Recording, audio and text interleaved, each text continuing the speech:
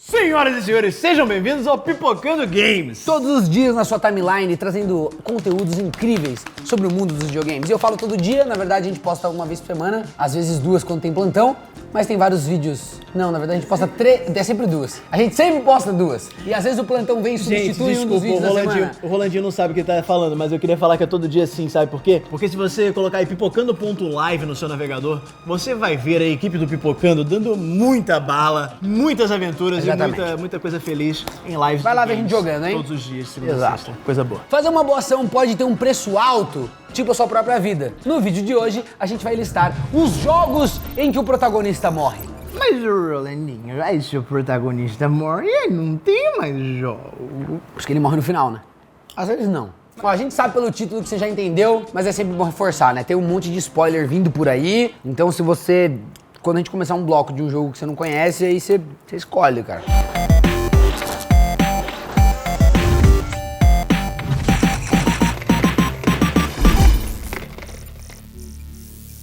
Às vezes, para derrotar o inimigo, você acaba se tornando parte dele. E é bem isso que acontece em Resistance 2, que é um FPS com ambientação sci-fi, lançado exclusivamente para o PlayStation 3, inclusive um jogo que eu acho excelente e ele merecia ter tido mais notoriedade no mercado.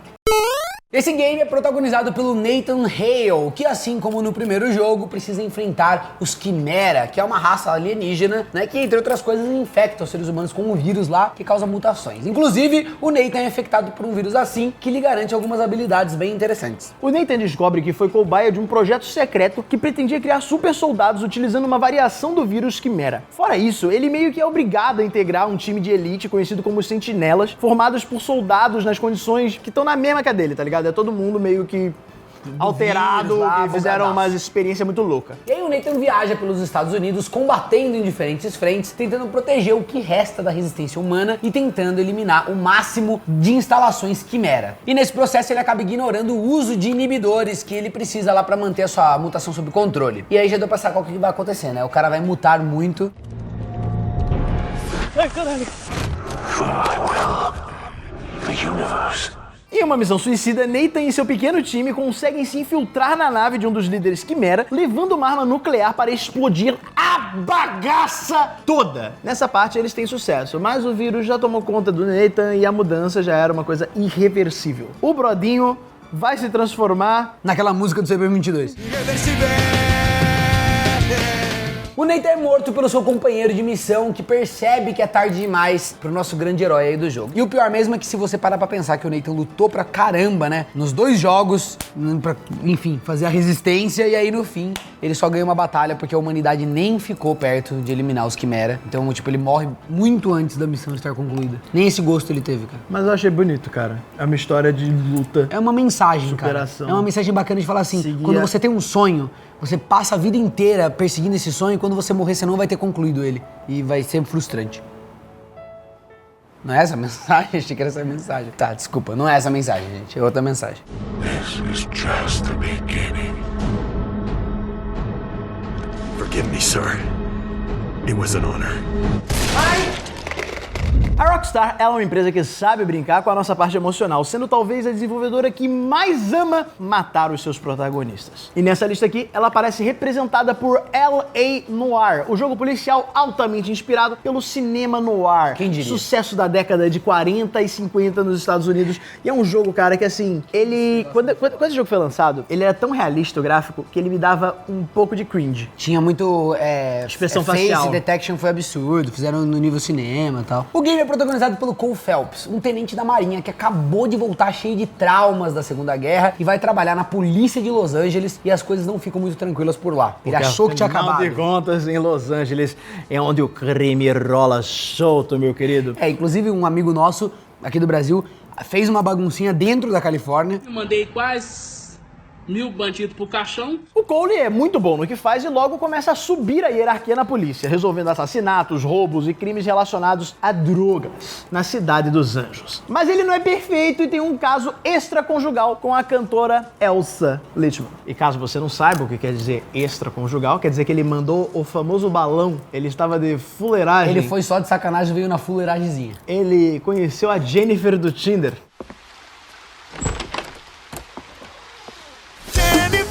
E o detetive, ele descobre um esquema de corrupção que envolve uma galera do seu próprio departamento, mas antes que ele possa fazer alguma coisa sobre isso, um dos seus parceiros divulga que ele tem um caso com a Elsa, e as crianças ficam assustadas porque elas adoram Frozen. E elas sempre shippavam a Elsa com o Jack Frost dos Guardiões. Exatamente.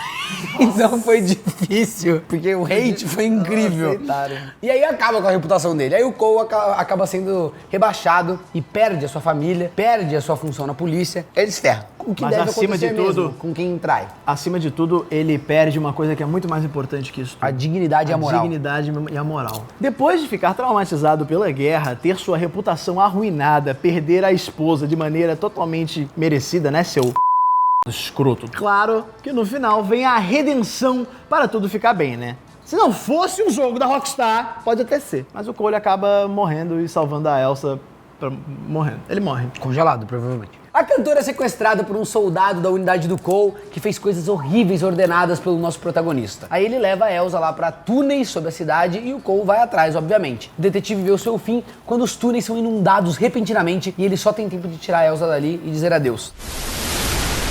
Jump, Cole! Jump for it! Lá em Halo Reach, o sexto game, né, dessa série, e que funciona como um prequel dessa trilogia aí do Master Chief. E é o melhor você jogo da série. Got it, sir. Você já começa vendo que algo ruim vai acontecer, mas como um gamer, né, que tem uma fé na humanidade, você tem a esperança que você possa mudar isso, dando muita bala na cara de vagabundo, mandando bomba pra tudo que é lado. Você controla o Spartan, conhecido apenas como Noble Six, que integra o Team Noble, um pequeno grupo ajudando a defender Reach, uma das últimas colônias humanas que está sendo atacada e invadida pelos Covenants, que são aqueles aliens muito chatos. Mas eu gosto, às vezes, dos Covenants, sabia? É. Eu gosto dos pequenininhos, que eles correm...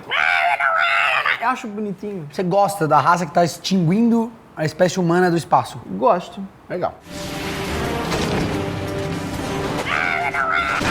No decorrer do game, você percebe que o trampo do Team Noble é mais de contenção, do tipo que, né, não vai derrotar os inimigos, mas vai dar uma atrasada no avanço deles. E é claro, fica aquela esperança sempre de que vai dar tudo certo no final, mesmo sendo aquele jogo que, tipo assim, a perspectiva é que não melhore. Não, você sabe que não vai dar tudo certo no final, porque é um prequel. E aí, se você jogou o que vem depois do prequel, você já sabe que já deu merda. E se você não jogou? Aí você fica com a esperança. Em determinado ponto da história, os membros restantes do Team Noble, incluindo o Six, recebem a missão de escoltar a inteligência artificial, a famosíssima Cortana, que tá aí hoje em dia no seu Windows 10, servindo para absolutamente Tudo. nada. Não, muito bom. Que isso, muito bom. Nossa, realmente. Uau, ganhei meu dia. Inclusive aí criando o elo com a trilogia original de Halo até o capitão da nave Pillar of Autumn, que é o Pilar de Outono. E depois de ver os seus companheiros restantes morrendo, o Six consegue entregar Cortana para o capitão e segue para a sua última missão, que é proteger a nave enquanto ela se prepara para decolar. E o Six fica para trás e logo depois de ver a nave partindo, ele segue lutando contra os aliens. Inevitavelmente a gente acaba vendo o Noble Six morrendo, porque é ele contra todo mundo, né? E tudo isso acontece em uma cena pós-crédito, quando normalmente a gente já devia estar vivendo um momento de alívio e coisa, acabei o jogo, você fala, não, tá rolando lá, e você vai, volta, e você vai morrendo tragicamente, dando tudo de si contra os alienígenas malditos. E na minha humilde opinião, Halo Reach é o melhor jogo da série Halo e foi o último jogo da série a ser feito pela Band, que, cara, 91 no Metacritic, eu acho que já prova diz que o tudo. jogo realmente é incrível e eu sinto saudade quando a Band fazia Halo, é muito triste isso. Our victory, your victory, was so close. I wish you could have lived to see it. But you belong to Reach. Vamos falar aqui agora de um dos primeiros games de PlayStation 3 da geração, chamado Heavenly Sword. Muita gente talvez não tenha jogado, porque na época o PlayStation, quando se lançou aqui, custava 12 mil reais. Não, falando sério, tipo, custava 9 mil reais na Americanas, tá ligado? 9 Pra mil comprar. reais antigamente era... Era 30 mil reais era de hoje, 30 mil então, reais de tipo, hoje. era muito absurdo, era um preço de uma casa Naquela época própria. dava muito pra comprar um com 9 mil reais o Fiat Uno, com uma escada ainda em cima. Total, com a escada inclusa. E se você não conhece, ele é um hack and slash, onde logo de cara a própria protagonista narra como e por que ela vai morrer. Então já começa jogando com aquela pressãozinha pra cima do player, né? Você já começa sabendo que uma hora vai dar ruim. Ela sabe que vai dar merda, né? Porque Ela a missão sabe. dela é uma missão meio que suicida. Isso. A Nariko, a moça que sabe que vai morrer, faz parte de um clã que tem a responsabilidade de proteger a Heavenly Sword, uma espada utilizada por uma divindade para combater o demoníaco Ravenlord, que é retratado no game como um grande pássaro negro. É um passarão demoníaco gigantesco. Um passaregro, né? Sombrio, um passaregro. O poder da espada é imenso, então é óbvio que alguém vai querer, né, usar essa arma a qualquer custo aí para objetivos escusos. É aquela narrativa padrão de sempre. O clã, né, da Nariko é atacado pelo Rei Bohan e ela recebe a missão de fugir e esconder a espada divina. Só que não, né? A Nariko ela escolhe usar a arma para defender a si própria e a sua família. To save my father's life, I betray his whole reason for living. I know it's death I'm holding now. O preço que a espada cobra de quem usa o seu poder é bem caro, é a própria vida no caso, né? Por isso que ela sabe que ela vai morrer desde o início, talvez, quem sabe. A história até que garante uma ressurreição temporária para Nariko, que precisa solucionar o conflito e salvar sua família e o seu clã. É nessa hora que você pensa que um ciclo se quebrou, mas logo em seguida o preço precisa ser pago e Nariko morre mesmo. Ela morre. Já era. Já era. Se você por acaso não tá lembrado, né, desse game, ele saiu lá em 2007, exclusivamente pro PlayStation 3, foi desenvolvido pela Ninja Theory, que na época declarou ter planejado uma trilogia que infelizmente, na minha opinião, nunca aconteceu. Agora que a Microsoft comprou o estúdio, a franquia morreu de vez, porque acho que ia ser um super calo, né, tipo, a Microsoft lançar os próximos jogos da franquia que era exclusiva do PlayStation. Cara, eu fico muito feliz que a Microsoft comprou a Ninja Theory, sabia? Sim. Porque a Ninja Theory faz jogos incríveis. Eu acho que, assim, vamos ter jogos muito bons para Xbox. And a great warrior will be born, one that will lead our people out of darkness and show them the way to the promised land. And that you did, Nariko.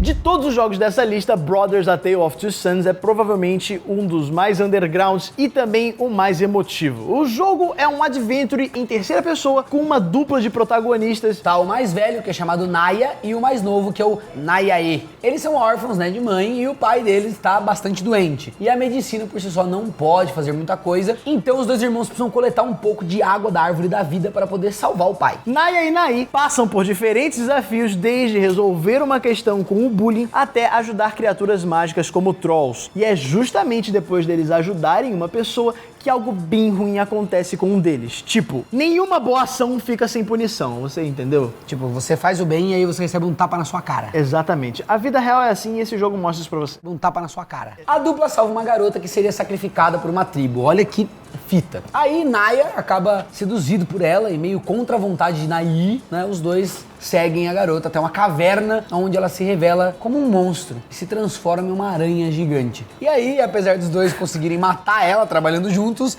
Naya fica mortalmente ferido.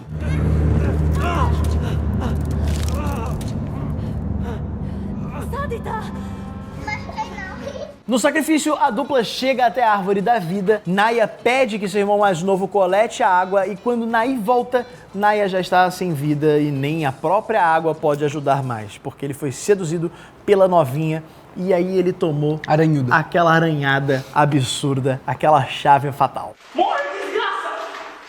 O Nai perdeu a mãe, perdeu o irmão, mas ainda tinha a chance de perder o pai, ou seja, a desgraça não está completa. Tenho que voltar e salvar o pai com esta água miraculosa. Tem que ir na velocidade. O jovem retorna para casa, né, guiado ali pelos espíritos da mãe e do irmão, superando inclusive o medo de nadar que ele tinha. Nai consegue levar a cura para o seu pai e recupera a sua saúde. E no fim do jogo a gente vê o pai e Nai diante aí das lápides de Naya e da mãe. Então o pai cai em um choro profundo. E é muito bonito, né? Porque a gente vê aí que ele tá com o pai dele, conseguiu salvar o pai, restaurou a família. Pena que o pai dele em 3 anos vai morrer porque a expectativa de vida na época que eles viviam era baixíssima. O jogo vale a experiência por trazer uma mecânica de controles bem interessante. Os dois irmãos são controlados ao mesmo tempo, cada um por um analógico e um gatilho do controle. Fora isso, toda a narrativa é transmitida sem diálogos, já que os personagens personagens falam uma língua inventada, uma coisa dali do jogo mesmo, os caras inventaram. Hoje em dia o jogo é multiplataforma e tem pra celular. Olha que legal.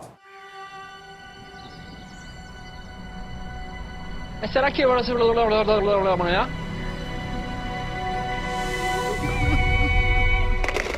Se você sentiu falta de John Marston e o seu final épico em Red Dead Redemption, a gente já comentou sobre isso aqui num outro vídeo que está linkado no card. É só clicar e conferir. Eu queria também fazer uma menção honrosa a um dos meus jogos favoritos de todos os tempos. Conheci esse jogo graças à revista Full Games BR. Nossa, que se chama Soul River. Soul River conta a história de Raziel, que é um dos vampiros do exército de Caim, e aí que é um vampirão mor lá, sinistão. Só que aí o Raziel, ele evolui antes do mestre dele. O cara acha que é uma afronta, o cara evolui. Ó, o primeiro vampiro a ter asas, tá de sacanagem com a minha cara. Vai lá, quebra as asas do Raziel, taca ele num turbilhão de água, o vampiro queima na água corrente, né? Aí ele queima e ele morre no início do jogo. E aí você joga com ele morto. Mas se você for pensar, a gente tem que também fazer uma menção honrosa ao God of War, né? Porque no 1 ele já morre no começo e ele sobe aquela cordinha e vem do inferno. No 2 ele morre também. Ele morre muito jogo várias que a galera vezes. morre, né? Ele morre muitas vezes, o Kratos. Aproveita e vai nos nossos Instagrams, comenta lá na última foto qual dessas mortes da lista te impactou mais e o que falta nessa lista. E aproveita pra dar um follow no meu Instagram, porque é difícil justificar pros patrocinadores os números grandes no canal e o número pequeno no Instagram. Você não acha que talvez você Tinha que postar umas fotos umas boas, coisas ao boas invés de no encher o Instagram? saco e ficar chorando e postando foto de comida, talvez. Tchau! Tchau!